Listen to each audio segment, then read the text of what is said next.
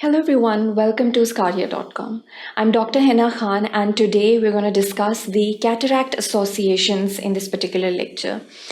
So over here, first of all, we have to define this condition which is known as cataract.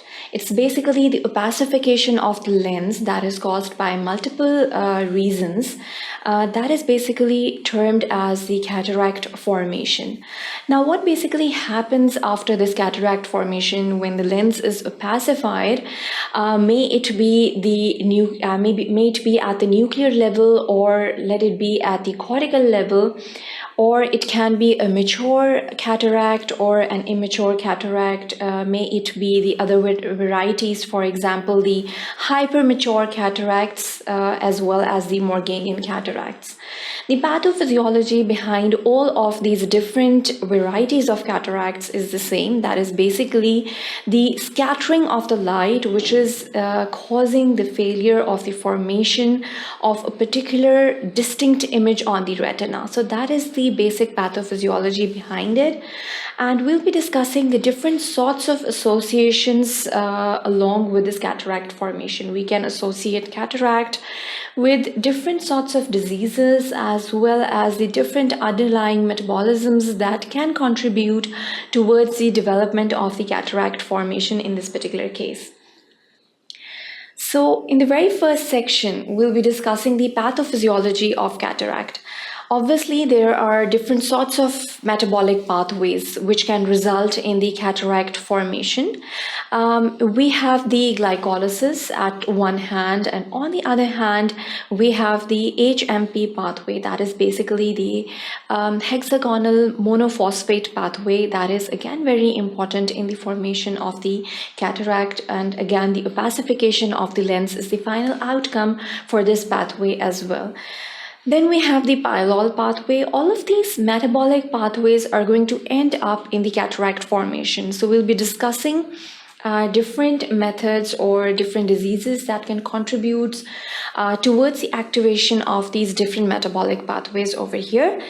In the second section, we'll be discussing the cataract clinical features. So how do cataracts present? What are the signs and symptomatologies that we have to observe in the patients? That we'll be discussing over here in this very second section. So first of all, like any pathological finding, the history taking is very important over here. Obviously, the patient will be giving you the particular presenting complaints, for example, blurring of the vision, but you're going to ask the acuteness of this blurring of the vision, whether it was of an acute onset, whether it is of a chronic onset, because there are different differential diagnoses that can be given for the acute onset for the blurring of the vision. On the other hand, we have the chronic onset of the blurring of the vision.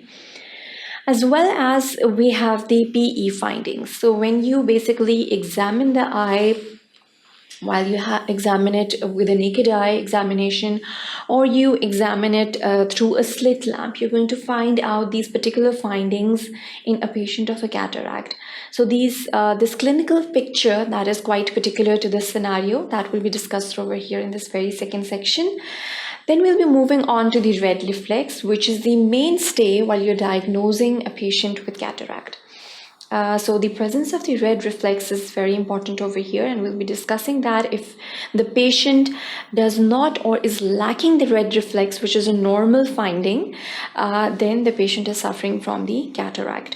In the third and the final section, we'll be dealing with the cataract surgery. So there are many management guidelines to manage patients with cataracts. On one hand, we have those experimental drugs, for example, the L-carnosine is used on the research purposes just to see whether these cataracts can be dissolved by the topical application of these medications or not. And on the other hand, the ongoing surgical management of the cataract is the most famous method for the management. So we'll be dealing with that. We have different sorts of surgeries. We have the ICCE, that is basically the intracapsular cataract extraction, which is now obsolete these days, and we have the extracapsular cataract extraction on the other hand, which is used in a lot of cases. And then we have the phacoemulsification. So the phacoemulsification is basically the newest or the most modern technique that is used for the management of the patients with the cataracts, whether it is unilateral or it is bilateral in presentations.